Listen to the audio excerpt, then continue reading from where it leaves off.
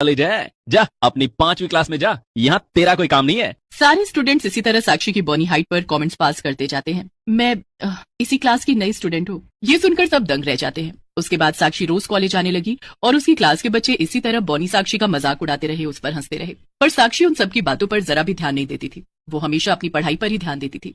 देखते ही देखते 2 साल बीत जाते हैं। साक्षी ने अपनी बीएड की डिग्री हासिल कर ली थी। साक्षी ने जो स्कॉलरशिप के लिए फॉर्म भरा था वो रिजेक्ट हो गया था, जिसके चलते साक्षी को उसके डोनेशन का पैसा नहीं मिल पाया था। इधर शेखर 2 सालों से दर्पण को अपनी कमाई से थोड़े थोड़े पैसे देता रहा। एक दिन रात में दर्पण शेखर के घर आता है।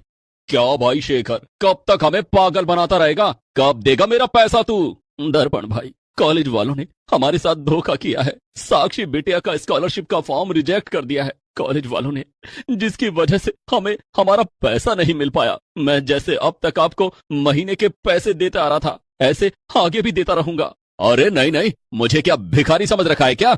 मुझे मेरा पैसा अभी इसी समय चाहिए।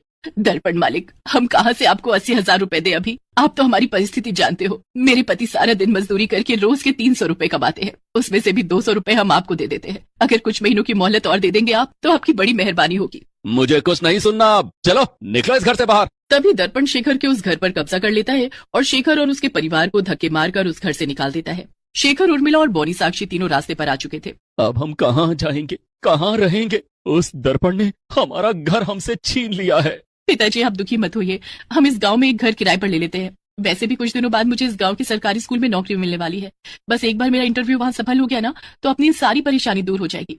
ये सब तेरी वजह से हुआ है साक्षी। ना तू पढ़ाई करने की जिद करती, ना हम पर इतना कर्ज होता। तूने तो हमें रास्ते पर ला दिया साक्षी। साक्षी के माता पिता साक्षी को खूब खरी खोटी सुनाते हैं। तभी शेखर उसी गांव में एक छोटा सा घर किराए पर लेता है। कुछ दिन ऐसे ही बीत जाते हैं। एक दिन सवेरे साक्षी उसी गांव के सरकारी स्कूल में टीचर की नौकरी के लिए इंटरव्यू देने आती है। साक्षी ने सिटी परीक्षा पास कर ली थी। साक्षी स्कूल में प्रिंसिपल के ऑफिस में आती है। अंदर प्रिंसिपल और कुछ टीचर बैठे थे। साक्षी अंदर आती है। ए बच्ची, कौन है तू? चल अपनी क्लास में जाकर बैठ। सर, मैं स्टूडेंट नहीं हूँ, मैं साक्षी हूँ। आज मेरा इंटरव्यू है टीचर की जॉब के लिए। ये सुनकर सब बॉनी साक्षी